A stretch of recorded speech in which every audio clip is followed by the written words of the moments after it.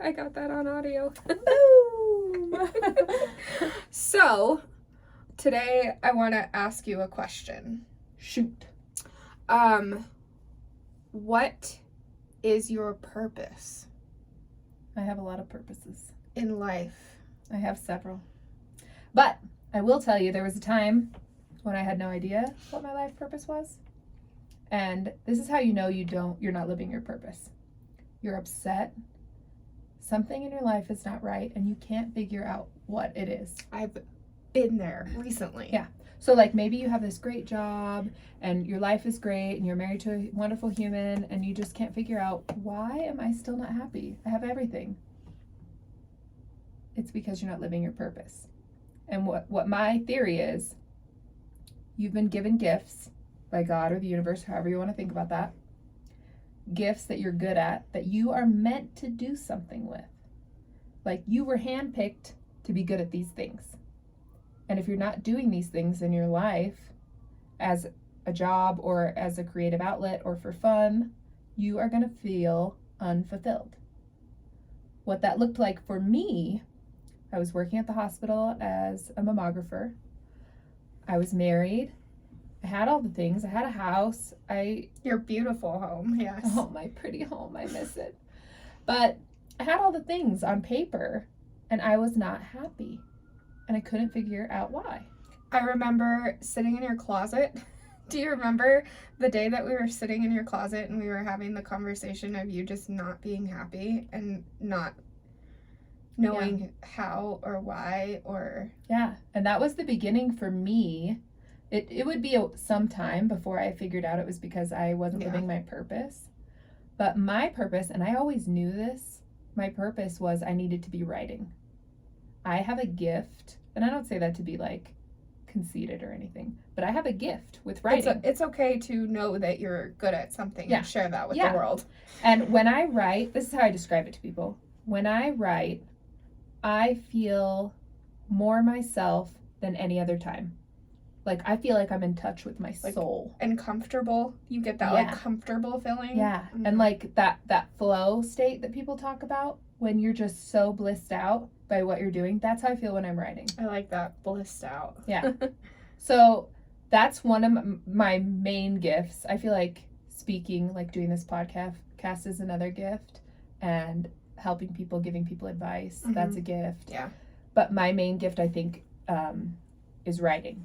And I wasn't doing that. I had the chance. I was at a crossroads when I was 18, 17, as I was graduating high school. My boyfriend wanted me to move to the Valley with him. And I was just going to, like, go take some, like, journalism classes and see where that took me.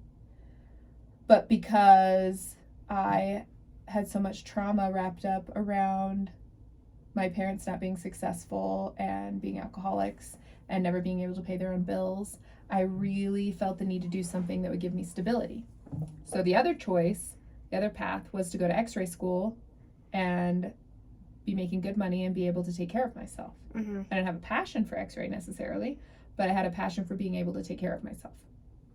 So ultimately, I chose that path, to go to x-ray school to take care of myself.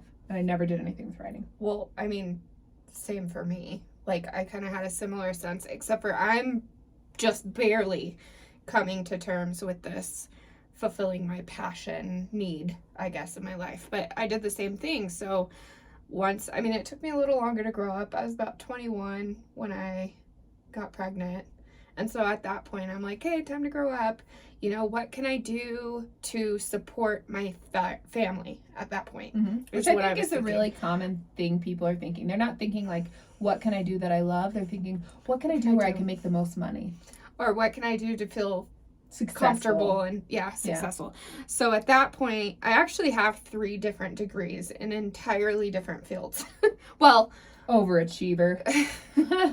Not bragging. It definitely have student loans, but I didn't know what I wanted to be throughout my growing up process, you know. So I have like a degree in healthcare. I thought I could do that and figured out I get woozy at the sight of blood and all kinds of different stuff. So I'm like not doing that. And then I got my degree in psychology, and then I taught in education for a while with that. I remember that. And I love teaching, by the way. And then I got my degree for counseling, addiction counseling, and haven't done anything with that. But I find passions in jobs where I'm teaching people. Or not necessarily kids, even though I did teach kids for a long time.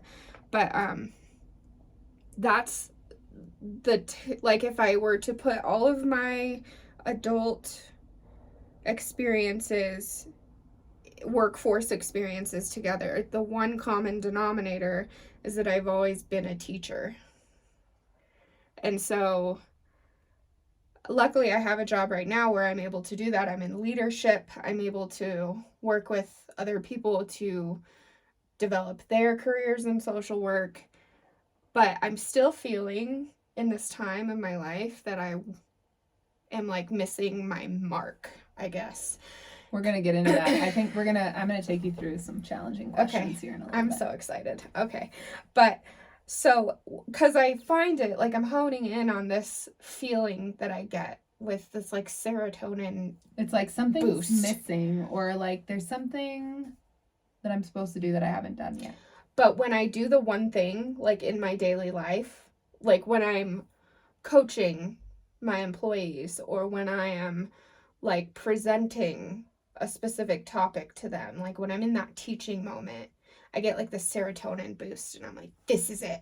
This is why I do this, you know? And so to find venues, I'm in that searching moment in my life where I'm finding venues to get that moment. Well, and I think that's important. That's an important part of finding your purpose is the searching. And a lot of times in your searching, you're going to find things that are not it. And that's how you help narrow it down. Mm-hmm. Like, I didn't immediately know, like, subconsciously I knew writing was my thing. But I didn't immediately know, like, that was why I was miserable. I mean, and it wasn't the only reason, but it was one of the reasons. And when I started kind of dabbling on the side, I started to feel more and more lit up. And I think that you have to just have new experiences, try new things, and then you're going to find those things that light you up, light you on fire, and really just make you blissed out. And that's a sign. That's like the universe saying, do more of this. Mm-hmm. Like if you're doing something and you feel that, like if you're turning inwards, like cringing, and you feel like small and constricted, that's not your purpose. If you feel like open and just like, oh, this feels so good, that's your purpose. Like when I called you the morning and I was like, we should make a podcast. Yeah, you were like, hey, so do you want to do a podcast with me? And I was like, I didn't even have to think about it. I was like, fuck yes, I do. When do we start? How do we do this? Let's go. Yeah, I had that moment of like feeling open and like. Yeah, follow your bliss. Like those things are going to lead you where you need to be. Follow your bliss. Like for others, I'm just trying to think of like you audience members, what that might feel like for you. So maybe you're just depressed or you're anxious or you're miserable in your life and you don't know what you're supposed to be doing, or you just it's like Groundhog Day. Yeah, Groundhog Day over and over. Every day that's is a the really same good thing. analogy. Yeah. Yeah. And if you feel like you're stuck in this loop and you can't find your way out, that's when you know it's time to start searching a little bit for your purpose. And everybody's purpose is going to be different. Your purpose isn't going to be my purpose. Like right. You may not be like, oh, I love writing. It makes me feel blissed out. And a lot of people will feel that way. A lot of people will be like, writing, that sounds gay. No. A lot of people's purpose, like, and as silly as it sounds, one person's purpose might be being a waitress. Maybe they like serving people. Like, I want to present this food to you. It makes me happy to make you happy. Mm-hmm. Like, maybe that is your purpose, is to be of service to others in that way. Like, your purpose doesn't have to be this big, grand, extravagant thing. It can be this small thing. So, how the fuck do I get there? That is a good question. I think the first step is obviously you have to realize you're not living your purpose. Yeah. And there's a whole process of coming to terms with that. I was going to say there's a lot of internal things I would think that would like, have to go through with that. At least that's how I'm experiencing right now. I'm doing some internal checks and balances and really honing in on my likes and dislikes throughout my daily living. Well, and even more than that, like when I was in my x-ray job, I can't quit my x-ray job. This is tied to my identity now.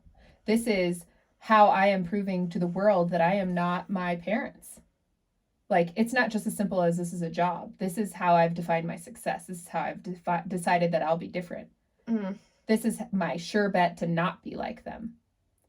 So there's a lot of psychological stuff in jobs. Some people become doctors because their parents want them to be doctors. Some people become teachers because their parents were teachers. And they are worried they're going to disappoint somebody. Or some people get into a career field because they've gotten a degree in that field. Mm-hmm. And then they feel like they have to. Since I spent all this money and I did Mm-hmm. all this time, like, I need to do this. This is what I am here to do. Yeah.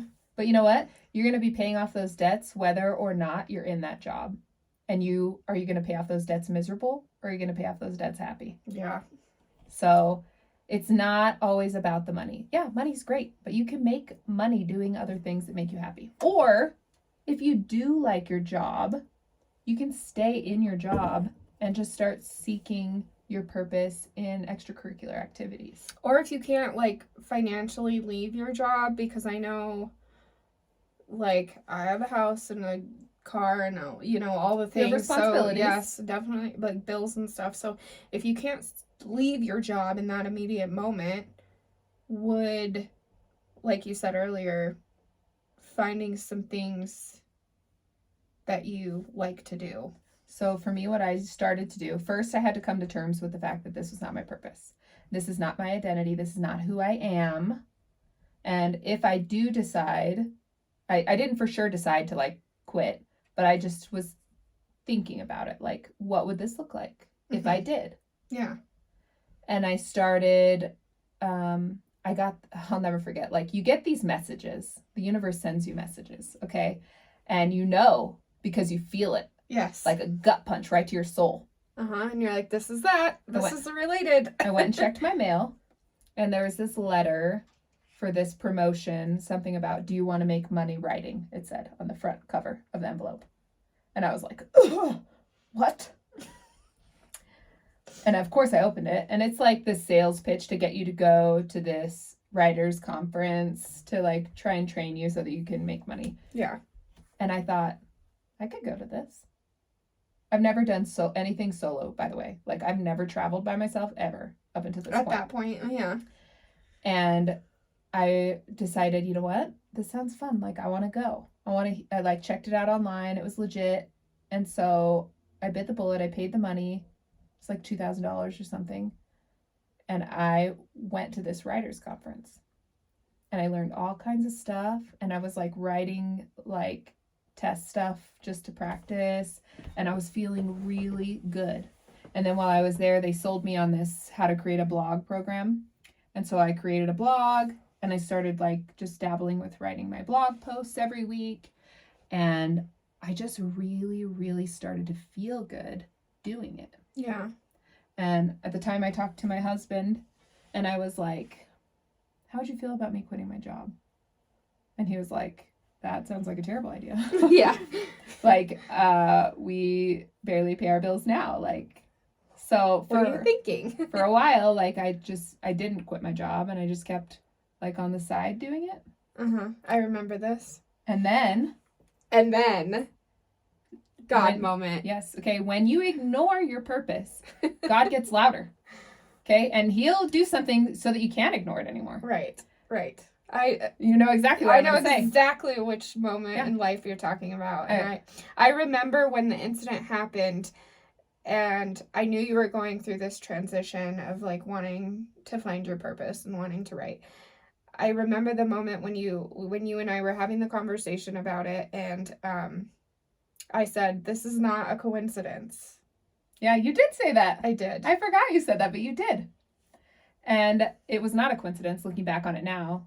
Like, there are no such thing as coincidences. People are probably like, what is she talking about? What happened? Yes. So I was making dinner in my kitchen, Like a normal Tuesday night or whatever it was. I had cooked some bacon, and I remember it was this healthy bacon, so I wanted to save the bacon grease.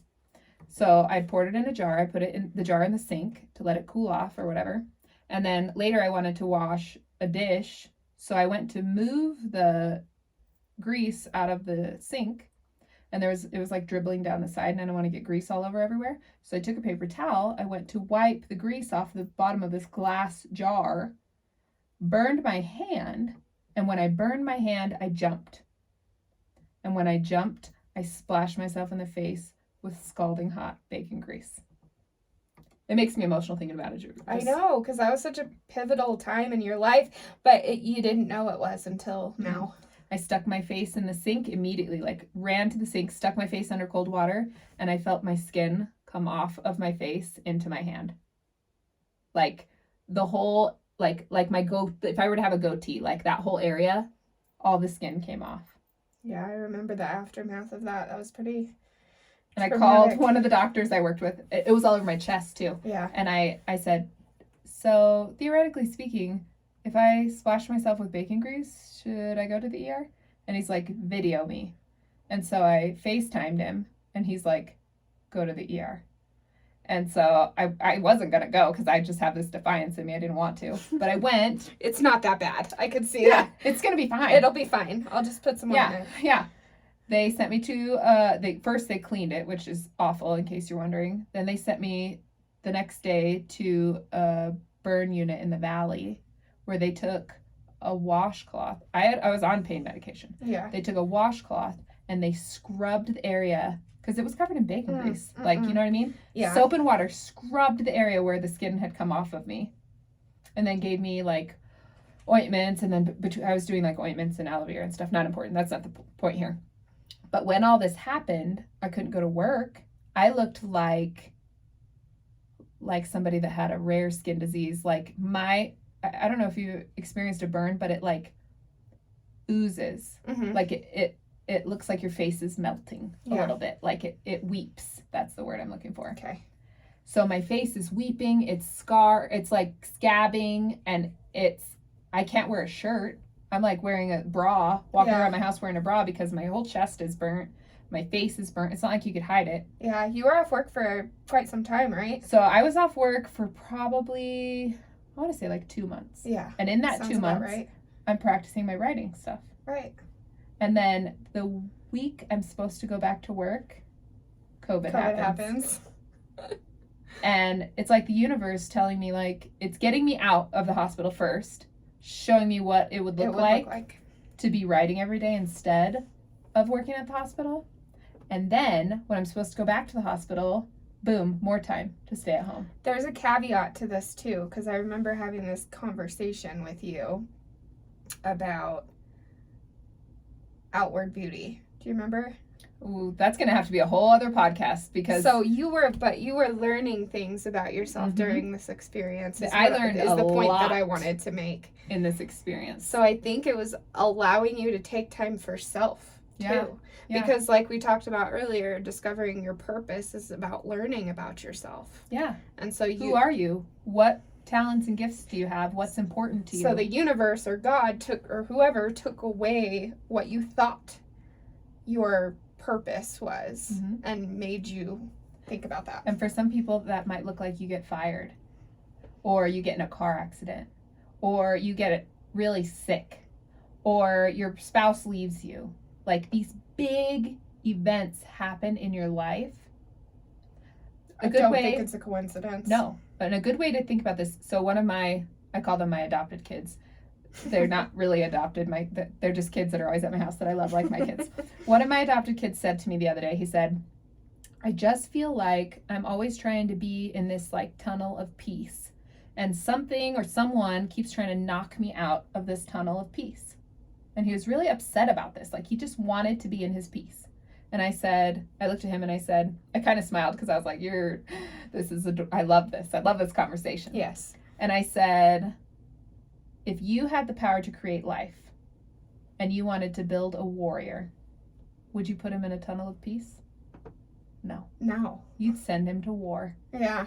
I said, You're getting knocked out of these tunnels of peace because Your there's comfort zone. yeah, there's something you need to learn. There's somewhere you're supposed to be. And as you learn these things, you get to go to the next level. Mm-hmm. You can stay in the pretty peace tunnel, but you'll never know what's on these other levels. So, like, more the beautiful things. Like the uncomfortableness that you were feeling during this time of like transition, or like you use divorce as an example, because I've been divorced as well. And so you get uncomfortable, but then after the discomfort comes light, truth, power, Mhm. energy, all the good stuff that Yeah. creates purpose. People get stuck in these, like, why is this happening to me? This is so terrible. But if you could just instead pause and ask, what is God trying to teach me? Yeah, what in am I this going to learn? moment? Like, what lesson is it that I'm supposed to learn? And you won't always know in it. Like, I didn't know in it until looking back on it that, like, I had taken all the skin off my face because I needed to be away from the hospital so I could see what it looked like. Right. So I could have a taste of that. Right. And that started, like, it still took me a year or two, maybe even 3 years to get the courage to finally say, okay, this is my 2 weeks notice. I'm doing it. And I could only do that because of other life events that happened. Like, I got a divorce, we sold our beautiful house, and because I had that nest egg of money, I felt comfortable for the first time, and I got a really cheap place to live. I felt comfortable taking the risk. I always knew, like, if it doesn't work out, I could go back to the hospital. Mm-hmm. But I thought, you know what? If I don't do it now, I'll never do it. Yeah. And then my mom died. And I thought, this is what it looks like when you watch somebody who doesn't achieve their dreams die. That's going to make me emotional. Hold on. But that's real life. Mm-hmm. Like, if you don't achieve these things that you know you're put on this earth to achieve, someday you're going to die. And you're going to regret not doing those things. Regret is a big word. Regret hurts. Yes. Or your kids are going to watch you regret you not doing these things. And that's like, there's a reason why at this point in my life, like, I've waited till my level 36 to get this purpose-seeking feeling going on, I think, because I don't think, if I recall all the other times in my life where I could have done this, I don't think I had the mental capacity or the subconscious willingness, whatever you want to call it, to be able to do that. So there's like this divine moment in my life that's happening right now. Timing is everything. Yeah, because I could tell you now, like, the podcast idea, it was scary to me a few years ago. Like, when people started developing social media and content creation and things like that, that's blown up over the past, 5-6 years, and especially during COVID. And I always told myself I could never do that. I could never be on camera where people are watching me. I could never. I hate the sound of my voice. Like, all those things were just like reminiscing in my head when I thought about it. But then I had this moment where I called you and I'm like, let's do a podcast. And I let all of those insecurities leave even though it was a little, it's a little uncomfortable, but first of all, if you're not scared when you're doing something, it's not worth doing. Exactly. You need to be a little bit scared. And what's funny about that is I've wanted to do a podcast for a long time, but I don't want to do it by myself. Yeah. So it was like I was waiting for somebody, and it was like you're being nudged in that direction, and then finally you were like, okay, and boom, we started doing it. Collided. Yeah. In that moment. So, okay. As a person that hasn't found their purpose yet, quote unquote. Are these the hard questions now? I'm going to give you, these are what I would challenge you to do. Okay. First, examine your identity. Like, are you tied to your current job because you think that somehow defines you as a human? If I were to answer right away, I would say no. Because I do like my job and I like what I do and I like the purpose it serves. But I don't say, like, Leanna is a social worker and without social work she wouldn't be Leanna. Okay. Like, I wouldn't say that. Do you feel like you would let anybody down if you quit your job? Yes. Expand. Well, I have a team of badass people right now who really enjoy what they do, and I see them have learning moments every day, and I'm a part of that. I feel like.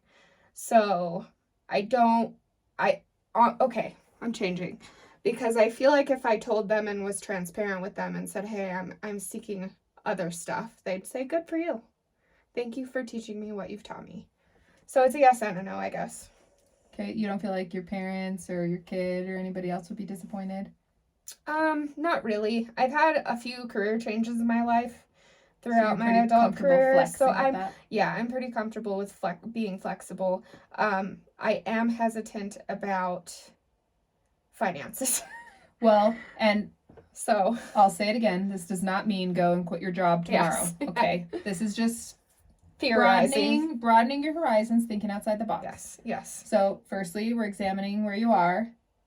And then I think it would be important to say, okay, every single, even the dumb things, what are things that you're good at? Are you asking me Yep. right now? Yeah, what are things you're good at? Like the people are just like, oh, you're so good at that. I can think of one right now. I feel like I'm articulate. Okay. What else? Skiing. I'm good at skiing. Okay, what else? I'm good at budgeting. What else? I'm good at scheduling and like planning. I like party planning, you know that. Okay. Did I name any of the ones that you were thinking of? Okay. Take a look around this room. Oh, interior design. You're really good at interior design. I am. I do like interior design. Now, like, that could be like a whole thing. You could keep cooking. going. Okay. So you could write down every single thing you're good at. Now, write down every single thing that you enjoy doing. Like, what makes that little sparkler go off in your chest? It just makes you warm and happy. So actually, a couple of those things are on the list double. So it's like cooking. I really enjoy cooking. Like when I'm in the kitchen and I'm like making a meal for my family, it's almost like you said last week where you're like, I cook for love. So that brings me joy. And then I like interior designing because I like being in a space that feels like me, that people enjoy looking at. So that brings me a lot of joy. Teaching brings me a lot of joy. Skiing brings me a lot of joy. Not so much afterwards though, because I do get sore. But yeah, like those are a couple of things that bring me joy. So just hearing these two lists, you can kind of compare them side by side and see which of those go together. Like you're good at and also brings you joy. So like for you, I feel like it's lucky when one of the things that you're good at that you like to do is to teach. Okay, because you could teach skiing. Yeah. You could teach cooking. Right. You could teach interior design. There's all these things you could teach and you would really enjoy doing that. Right. So your step towards passion in your life doesn't have to be something like monumental. You don't have to quit your job and start doing this as for a living. Right. Your job could be like, okay, we're starting a podcast. We're teaching people. Yep. Or, you know what? I'm going to start a TikTok channel and I am going to show people how to cook. Or I'm going to show people how to do interior design, like what the process is. Or I'm going to show people how to ski and I'm just going to post skiing videos. Oh, and then bring in the budgeting thing. Show people how to budget. Budget cooking meals. Yeah. See? Budget interior design. Everybody needs some kind of creative outlet for their passion. And it starts as something that you just want to do because it feels good. Right. And when you're doing something that feels good, that you love, people are going to be attracted to that. And that's how you turn something you love into a job. I think everybody just watched me learn during this podcast. Yes. We're learning as we go. Yes. So I suggest everybody go through this exercise. Write down the things you're good at. Write down the things that make you happy. Also do some work on who you are, what's important to you, how you're tied to your job, or who you would disappoint if you weren't in that job.